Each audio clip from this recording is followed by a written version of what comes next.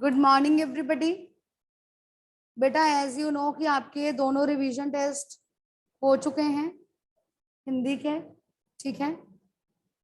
दुख की बात ये है मेरे लिए कि बहुत सारे लोग टेस्ट में अपीयर ही नहीं हुए।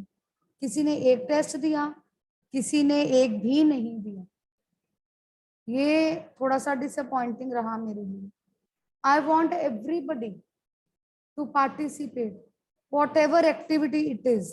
और ये तो फिर भी आपके एग्जाम्स का मामला है, ठीक है। हम लोग ऑलमोस्ट सारे टॉपिक्स रिवाइज कर चुके हैं, ठीक है। एक बार हम पूरी रिवीजन कर चुके हैं। और आप लोगों की जब मैं नोटबुक्स देख रही हूँ, अभी भी ऐसे बहुत सारे लोग हैं जिन्होंने नोटबुक्स नहीं भेजी, और अभी भी ऐसे बहुत सारे लोग हैं जिन्होंने असेसमेंट भी नहीं भेजी। It is really sad and they will be getting 0। I am not going to give the marks for this. ये बात मैं बार बार बार बार बोल चुकी हूँ। टाइम टू टाइम आप लोगों से कहती रही हूँ, बेटा नोटबुक भेज दो, बेटा नोटबुक भेज दो, but you people have not, many of you have not. So I will not be responsible for that. Mind it, everybody. I will not be responsible for that. Many reminders have been given to you, isn't it? Did I give many reminders? Yes or no? So many of you have not sent the work yet. This is sad. तो हम revision एक बार सारी कर चुके हुए हैं। आज हम अनुच्छेद की दोहराई करने जा रहे हैं, ग्रामर टॉपिक्स लेंगे। उसके अलावा आपको अगर कोई प्रॉब्लम फील हो किसी टॉपिक में तो आप मुझसे जरूर कह सकते हैं, मैं दोबारा से रिवाइज करवा दूंगी। ओके,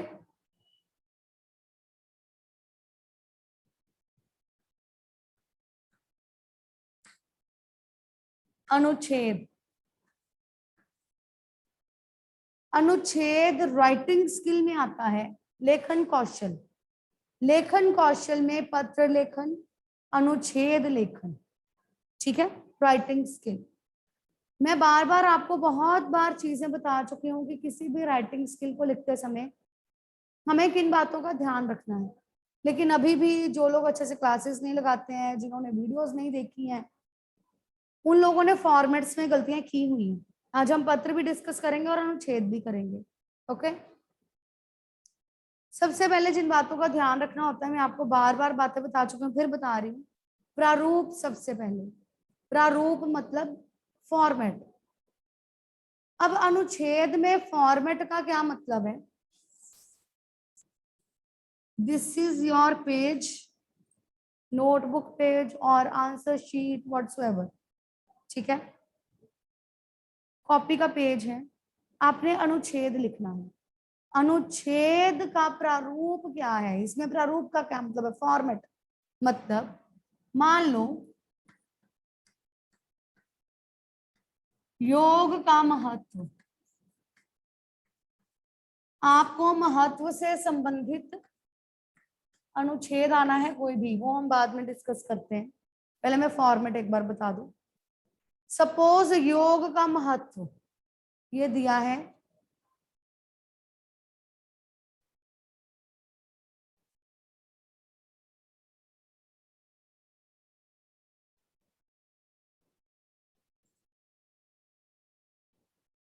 ओके, हेडिंग लिख लिया ऊपर।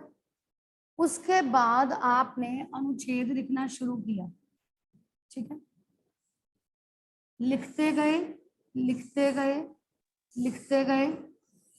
सपोज यहां पर खत्म हो गया, ठीक है, आपने कहीं कोई पैराग्राफ चेंज नहीं करना है। ओके, जब आप अनुच्छेद लिखते हैं, दो चीजें होती हैं, एक अनुच्छेद और एक निबंध। अनुच्छेद मीन्स पैराग्राफ, निबंध मीन्स ऐसे। जब आप ऐसे लिखते हैं तो आप पैराग्राफ्स बदल बदल कर लिखते हैं।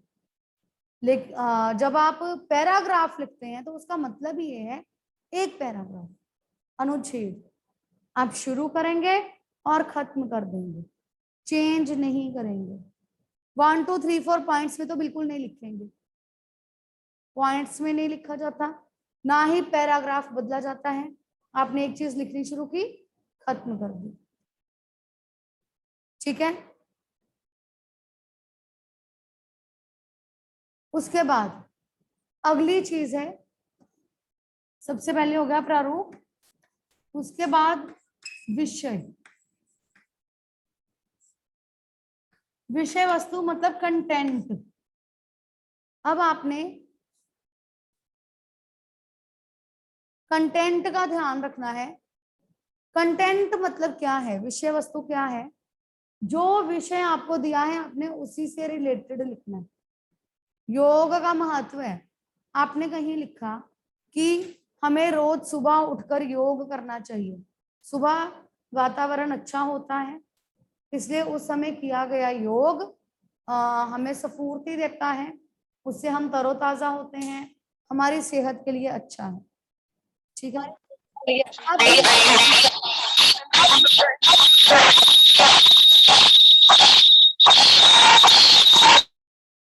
आप भूल गए कि आप योग के बारे में लिख रहे थे और आपने सुबह का सीन डिस्क्राइब करना शुरू कर दिया, क्योंकि हमने लिखा कि सुबह के समय योग करना चाहिए, इससे हम तरोताजा होते हैं, और आप ये भूल गए कि हम योग के बारे में लिख रहे हैं, सुबह के बारे में लिखना शुरू कर दिया। ठीक है, वो गलत है। क्लियर? यानी कि आपको अपने विषय से हटना नहीं है। विषय वस्तु जो है वो आपके टॉपिक से रिलेटेड ही होना चाहिए। क्लियर? उसके बाद प्रस्तुति। प्रस्तुति में बहुत सारी चीजें आती हैं।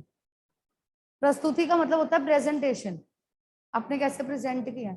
सबसे पहली बात तो स्क्रिबलिंग, यूज ऑफ व्हाइटनर। ठीक है, दूसरा ओरिजिनलिटी ऑफ थॉट्स, कि आपने किस तरह से अपने विचार लिखे हैं। इसमें विषय वस्तु भी आ जाएगा, इसमें सेंटेंस फॉर्मेशन भी आ जाएगा, इसमें कनेक्टिविटी भी आ जाएगी।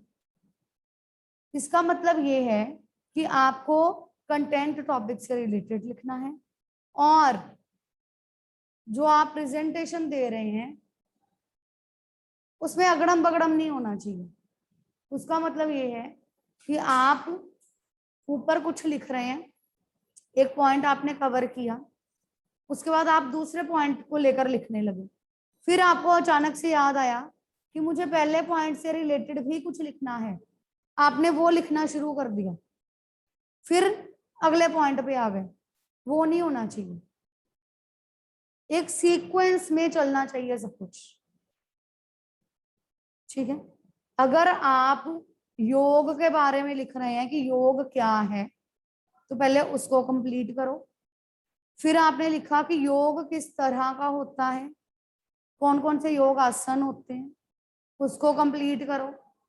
फिर आपने लिखा कि योग आसन कौन कर सकता है, बच्चे बूढ़े कौन कर सकता है, उसके बारे में लिखो, उसको कंप्लीट करो। फिर योग करने से योग कब किया जा सकता है, उसको कंप्लीट करो। आप लिख रहे हो योग कब किया जा सकता है, ऊपर लिखा था कि किस किस तरह के आसन होते हैं, कौन कौन से होते हैं, अरे ये तो लिखना रह गया, अब लिख दूं, नहीं, वो नहीं होना चाहिए। ठीक है, दैट इज प्रेजेंटेशन, कि आप कैसे प्रेजेंट करते हैं उसको। ओके, नेक्स्ट इज वाक्य निर्माण। वाक्य निर्माण मीन्स सेंटेंस फॉर्मेशन, व्याकरणिक रूप से, ग्रामेटिकली सेंटेंस फॉर्मेशन बिल्कुल ठीक होनी चाहिए, उसमें एरर्स नहीं होने चाहिए।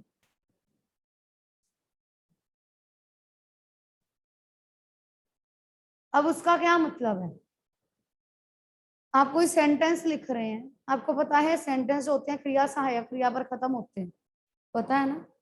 हमें रोज सुबह पार्क में जाकर योगा करना चाहिए। ठीक है, हमें रोज सुबह योग करना चाहिए पार्क में जाकर। Is it a right sentence? No. Sentence formation बिल्कुल ठीक होनी चाहिए, और एक सेंटेंस जो आप लिख रहे हैं वो पीछे वाले के साथ अगर रिलेटेड है तो उसका रिलेशन लगना चाहिए, या आपने कोई बात कही उसके आगे भी कुछ कहना चाहते हैं तो वो भी लिखें। आधा अधूरा वाक्य नहीं होना चाहिए। ठीक है, क्लियर। नेक्स्ट इज भाषा। इन दिनों में टेस्ट में देख रही हूँ, कॉपीज में भी देख रही हूँ, पंजाबी के शब्द यूज होने शुरू हो गए हैं। घरों में हम पंजाबी बोल रहे हैं, हम हिंदी भाषा के शब्दों को भूलते जा रहे हैं, या अंग्रेजी के शब्द लिख रहे हैं। और सबसे अलग क्या देखने को मिला, एसएमएस लैंग्वेज। समझ दो एसएमएस लैंग्वेज क्या होती है ना। तुम क्या कर रही हो, अपनी किसी फ्रेंड को पूछना तुम कहाँ हो तुम, है ना। तुम कहाँ हो है तो हिंदी में, लेकिन हम टाइप करते हैं इंग्लिश में, ऐसे ही है ना। यहाँ क्या हो रहा है, पंजाबी को हिंदी में लिखा जा रहा है। समझ रहे हो मेरी बात को, जो मैं कहना चाह रही हूँ। पंजाबी को हिंदी में लिख रहे हैं, वो नहीं होना चाहिए। भाषा पंजाबी है, शब्द हिंदी के हैं। No, that is totally wrong. Hindi भाषा में लिखिए। ओके। उसके बाद है वर्तनी। वर्तनी मीन्स स्पेलिंग्स। स्पेलिंग एरर्स नहीं होने चाहिए। ठीक है, ये जो मैंने बातें बताई हैं ये पत्र पर भी लागू होती हैं। ठीक है, ये अनुच्छेद पर भी लागू होती हैं, और ये बातें तुम लोगों के क्वेश्चन आंसर्स पर भी लागू होती हैं। सेंटेंस फॉर्मेशन ठीक होने चाहिए, लैंग्वेज ठीक होनी चाहिए, स्पेलिंग्स ठीक होने चाहिए, प्रेजेंटेशन अच्छी होनी चाहिए, क्वेश्चन को क्वेश्चन आंसर की फॉर्म में लिखो। ठीक है, छोटी सी एग्जांपल देती हूँ। भगवान के डाकिए कविता, ठीक है, या ये जो था, यह सबसे कठिन समय नहीं, है ना। उसमें था कौन कौन से तर्क प्रस्तुत किए गए हैं, याद है क्वेश्चन कि ये सबसे कठिन समय नहीं है, ये बताने के लिए कवि ने कौन कौन से तर्क प्रस्तुत किए हैं। क्वेश्चन आंसर फॉर्म में है बेटा, 2 नंबर का या 3 नंबर का क्वेश्चन है, उसको 3-4 लाइंस में लिखो, पॉइंट्स में लिखने की जरूरत नहीं। That is your presentation. जो तर्क प्रस्तुत किए हैं उसको शॉर्ट वर्ड्स में, लाइंस में लिखो। ठीक है, तो ये सारे पॉइंट्स आपके राइटिंग पे लागू होते हैं। चाहे वो क्वेश्चन आंसर्स है, वो भी राइटिंग का पार्ट है, आप लिखते हैं, चाहे अनुच्छेद है चाहे पत्र है। सो प्लीज इन बातों का ध्यान रखिए। ठीक है, उसके बाद आपके सिलेबस में महत्व से संबंधित अनुच्छेद है। ठीक है, महत्व का मतलब होता है इंपॉर्टेंस। इंग्लिश में महत्व मतलब इंपॉर्टेंस। किस किस चीज की इंपॉर्टेंस हो सकती है, समय की, अनुशासन की, अभ्यास की, खेल कूद की, पढ़ाई की। ओके, समझ में नहीं आया। श्रम, श्रम मतलब परिश्रम। ओके, और बहुत सारी चीजों की इंपॉर्टेंस हो सकती है। ठीक है, तो ये कोई जरूरी नहीं है कि आपको जो अनुच्छेद मैंने पहले डिस्कस करवाए थे या आज डिस्कस करवा रही हूँ उसी में से आए, कोई जरूरी नहीं है। सेम यही बात मैं आपको लेटर्स के लिए भी कहती हूँ। कोई जरूरी नहीं है जो टॉपिक्स क्लास में किए हैं वही आए, कोई जरूरी नहीं है जो क्वेश्चंस हमने कॉपी में लिखे हैं, जहां हमारी बैक एक्सरसाइज में लिखे हैं वही आए।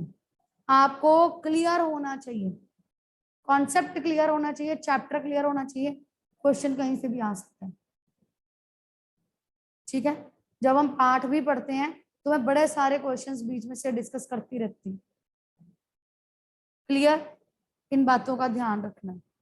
अब एक जैसे यही मैंने एग्जांपल ली थी, योग का महत्व, श्रम का महत्व,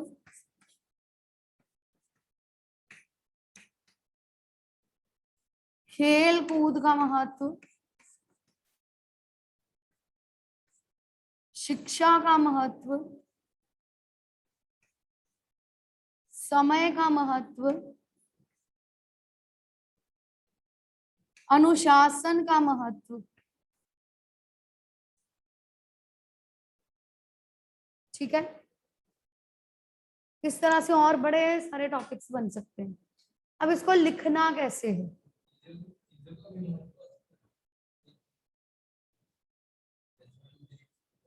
हाँ, वो तो हो ही सकता है।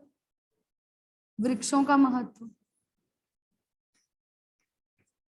पानी का महत्व,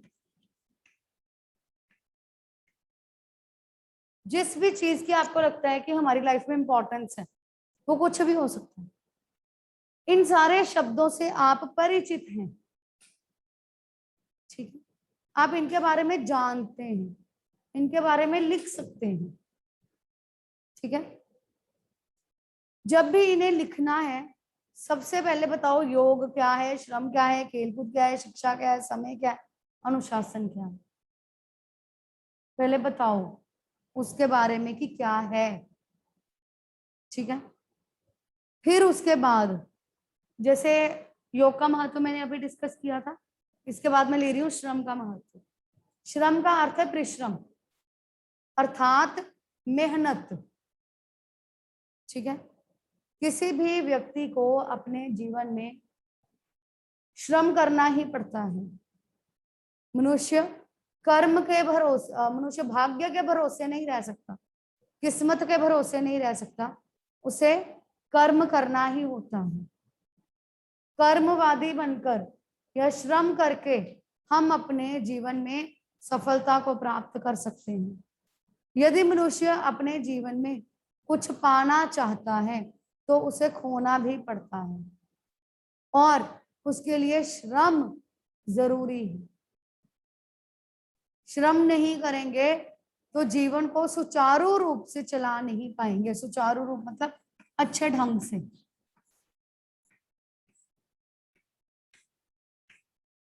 बच्चा, बूढ़ा या जवान, हर किसी को श्रम करना पड़ता है। फिर उदाहरण लिख सकते हो इसमें कि व्यक्ति के सामने अगर भोजन की थाली परोस दी जाए तो भोजन स्वयं उसके मुंह में नहीं जाएगा, उसे श्रम करना ही पड़ेगा, रोटी का टुकड़ा उठाकर मुंह में डालना ही पड़ेगा। श्रम है ना। तुम्हारे सामने थाल परोस दिया गया तो वो अपने आप उससे पेट नहीं भरेगा, उसके लिए भी श्रम करना पड़ेगा, खाना पड़ेगा, ठीक है। श्रम किए बिना या कर्म किए बिना जीवन चल ही नहीं सकता। हर चीज में फिर विद्यार्थियों पर आ जाना, कोई भी अनुच्छेद हो, विद्यार्थियों को क्या करना चाहिए? विद्यार्थियों को अपने विद्यार्थी जीवन से ही या बचपन से ही श्रम की आदत डाल लेनी चाहिए, योगा की आदत डाल लेनी चाहिए, खेल कूद विद्यार्थियों को करना चाहिए, शिक्षा विद्यार्थियों के लिए जरूरी है, अनुशासन विद्यार्थियों के लिए बहुत जरूरी है, समय का महत्व जानना विद्यार्थियों के लिए जरूरी है, वृक्षों का महत्व जानना भी बहुत जरूरी है। विद्यार्थियों की बात तो करनी ही है, ठीक है, कि विद्यार्थियों को श्रम की आदत बचपन से ही डाल लेनी चाहिए। यदि बचपन से ही उनमें कर्म करने की इच्छा जागृत हो जाएगी तो वे अपने जीवन में ऊंचाइयों को प्राप्त कर पाएंगे। इस तरह से आप उनके बारे में 3-4 लाइंस बहुत अच्छे से लिख सकते हैं। फिर आप जनरल लिखोगे कि श्रम क्यों कर लेना चाहिए, किसको करना चाहिए, कैसे करना चाहिए, उसके बारे में, ठीक है। और एक अच्छी सी लाइन से वाइंड अप करते होते हैं, एक सिंगल लाइन से। मनुष्य को जीवन में सफलता पाने के लिए कर्मवादी बनना चाहिए। मनुष्य को अपना जीवन अपने जीवन में निरोग रहने के लिए योग को अपना लेना चाहिए। मनुष्य को तंदुरुस्त रहने के लिए खेल कूद को अपनाना चाहिए। प्रत्येक विद्यार्थी को अपने जीवन में सफलता प्राप्त करने के लिए शिक्षा के महत्व को समझना चाहिए और पढ़ाई की ओर अग्रसर होना चाहिए। जीवन को सफल बनाने के लिए समय के महत्व को समझकर अपना जीवन बिताना चाहिए। ठीक है, क्लियर? उसके बाद जब आप एंडिंग कर देते हैं, एंड में बहुत सारे बच्चे जो हैं एक बड़ा सा स्लोगन लिख देते हैं यहाँ पर, पेड़ लगाओ जीवन बचाओ, समय के महत्व को जानो, जीवन सफल बनाओ। कोई स्लोगन नहीं लिखना, जो पहले मैंने लाइन बताई बस उससे आपने वाइंड अप करना है, ठीक है। नीचे कोई बड़ा बड़ा धन्यवाद नहीं लिखना, नहीं लिखना। मनीषा अपनी कॉपी में हमेशा धन्यवाद लिखकर भेजती है ना, चेकिंग के लिए जब भेजती आई थी। कौन भेजता है कॉपी चेकिंग के लिए? लास्ट पेज एक इमेज लगी होती है, धन्यवाद, थैंक यू अंशिका, धन्यवाद, यहाँ जो भी लिखा होता नहीं लिखना। हमारी रूटीन में आ जाता है वो, और वो यहाँ पर प्रॉब्लम करेगा, नहीं लिखना, ठीक है। दैट इज गुड जेस्चर कि आप वो ग्रैटिट्यूड शो करती हैं, पर नहीं लिखना, ठीक है। उसके बाद जैसे वृक्षों का महत्व है या खेल कूद का महत्व है, उससे रिलेटेड एक पिक्चर सी बना देते हैं, पोस्टर जैसी। नो, पोस्टर मेकिंग नहीं है, कोई पिक्चर नहीं बनानी है, कुछ नहीं लिखना। सिंपल अर्थ से शुरू करके एक अच्छी सी लाइन से खत्म कर देना। उसके बाद कोई धन्यवाद नहीं, कोई पिक्चर नहीं, कोई सुप्रभात नहीं, कोई थैंक यू नहीं, कोई कुछ नहीं। क्लियर? ये चीज फॉर्मेट में काउंट होती है। ओके, समझ में आ गया अनुच्छेद कैसे लिखना है? अभी भी किसी को कोई डाउट है तो पूछ लो।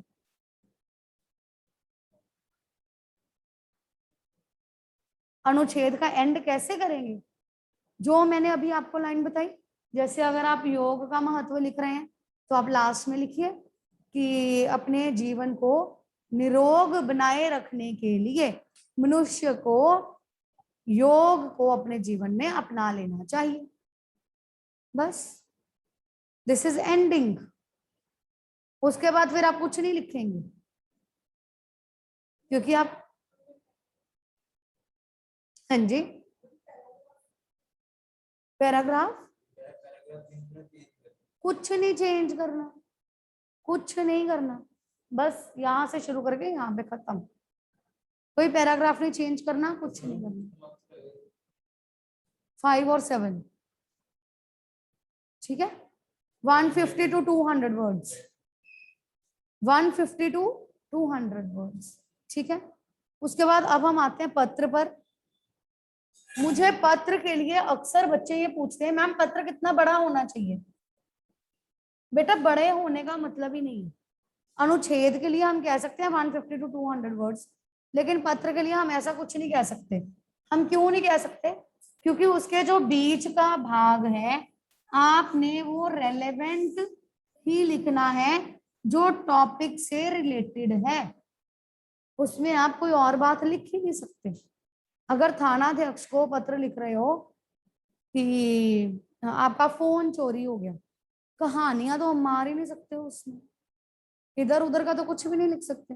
उनको तो यही लिखेंगे ना कि मैं बाजार गया था, मैंने अपने स्कूटर में मोबाइल रखा, एक दुकान में सामान खरीदने के लिए गया, 2-3 मिनट में जब मैं वापस आया तो देखा कि मेरे स्कूटर में मेरा मोबाइल नहीं था, शायद किसी ने चोरी कर लिया है, इस कंपनी का था, ये नंबर है, इस रंग का है, ठीक है, तो कृपया मेरा फोन ढूंढने में मेरी मदद कीजिए।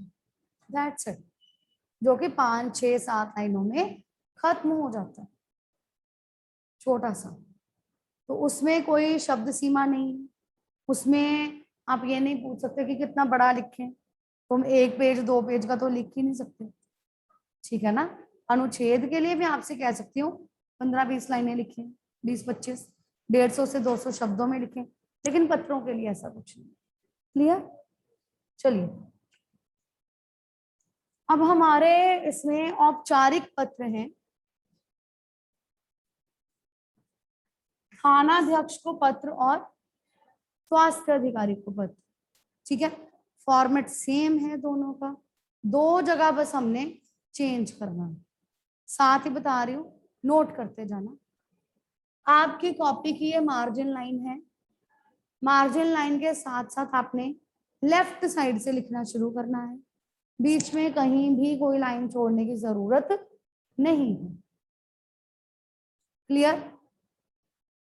शुरू करेंगे सेवा में।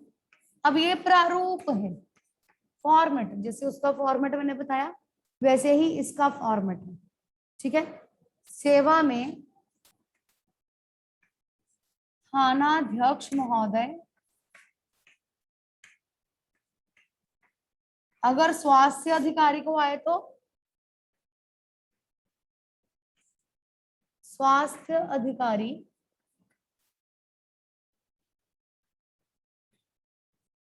थानाध्यक्ष को लिख रहे हैं तो थाना नंबर कुछ भी लिख सकते हैं, स्वास्थ्य अधिकारी को लिख रहे हैं तो सेहत विभाग, उसके बाद जालंधर, इधर भी जालंधर उधर भी। चेंज सिर्फ ये है, फॉर्मेट में और कहीं कोई चेंज नहीं है। हाँ जी, नो कॉमा, नो पूर्ण विराम, फॉर्मेट में कहीं नहीं है, सीबीएसई ने खत्म कर दिया रूल। जब आप सेंटर पार्ट लिखते हैं, बॉडी ऑफ द लेटर लिखते हैं, वहां कॉमा या पूर्ण विराम लगेगा। फॉर्मेट में ऊपर नीचे कहीं कोई कॉमा या पूर्ण विराम नहीं है। क्लियर? उसके बाद दिनांक, दिनांक मैं प्रेफरेबली कहती हूँ ऑलवेज न्यूमेरिकल्स में लिखो। ठीक है, विषय, जो भी आपको टॉपिक दिया है उससे रिलेटेड आप विषय लिखेंगे। विषय पूरा सेंटेंस नहीं होता, लेटर का जो क्वेश्चन आपको क्वेश्चन पेपर में दिया है एज इट इज नहीं उतारना है। अगर आपके मोहल्ले में बीमारियां फैल रही हैं, उसकी रोकथाम के लिए स्वास्थ्य अधिकारी को पत्र लिखना है, तो आप सिंपली लिखेंगे मोहल्ले में फैल रही बीमारियों संबंधी। दैट्स इट, पूरा नहीं लिखना कुछ भी। ओके, मोबाइल चोरी होने के लिए थानेदार को लिखना है तो मोबाइल चोरी होने संबंधी, पूरी कहानी यही नहीं लिखनी विषय में। ठीक है, उसके बाद महोदय, राइट, सविनय निवेदन यह है कि मैं डैश डैश मोहल्ले का निवासी हूँ, मैं कल बाजार गया था, मेरा फोन चोरी हो गया, पूरी डिस्क्रिप्शन देंगे। आशा है कि आप मेरी बात की ओर ध्यान देंगे और जल्दी ही मेरा फोन ढूंढने में मेरी सहायता करेंगे। मैं इस मोहल्ले का निवासी हूँ, हमारे मोहल्ले में बहुत ज़्यादा गंदगी फैल गई है, कर्मचारी, सफाई कर्मचारी समय पर नहीं आते हैं, जिस कारण बीमारियां फैलनी शुरू हो गई हैं। हमने नगर निगम को भी इस संबंधी सूचना दी है। आपसे भी अनुरोध है कि आप भी इस और कोई कदम उठाएं। आशा है कि आप मेरी बात की ओर ध्यान देंगे। ठीक है, उसके बाद भवदीय, धन्यवाद लिखेंगे पहले, धन्यवाद भवदीय, गर्ल्स लिख सकती हैं भवदीया डैश नाम डैश पता। अपना नाम अपना पता बिल्कुल नहीं लिखना, फॉर्मेट ये है डैश नाम डैश पता ही लिखना है। Clear everybody? Any doubt? Online students any doubt? No? Okay, thank you बेटा।